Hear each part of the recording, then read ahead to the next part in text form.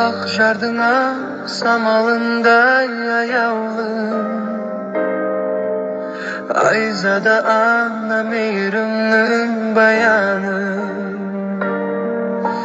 Жетпіс жасқа жетіп бүгін шаттанып,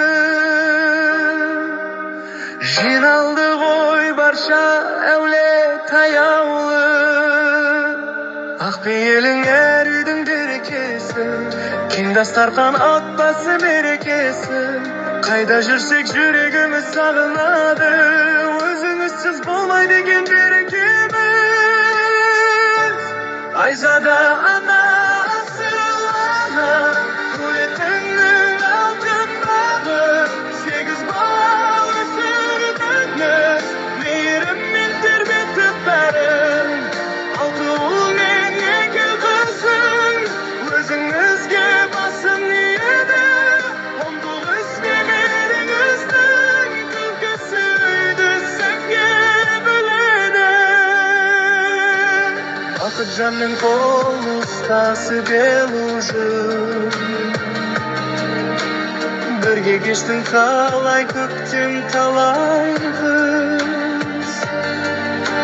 Сыйластық пен махаббаттың шуағын, балаларыңа мәңгі мұра қылыпсың. Алты келін қыздай болып жаныңда, егер күйеуіз ұлыңдай бағыңда. Үлкен әулет бас қосқанда әрдайым, береке барат шаңырақ төріңде. Туған жерің қасиетті ақ шарың, өзің өскен өмір сүрген мекенің.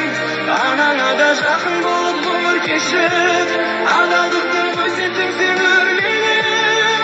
Үлкендерді әрдайым сыйлап өттің, кішіге ақыл айтып қамқор еттің. Сондықтан да бүкіл әулет алдында ардақты ана, абыройың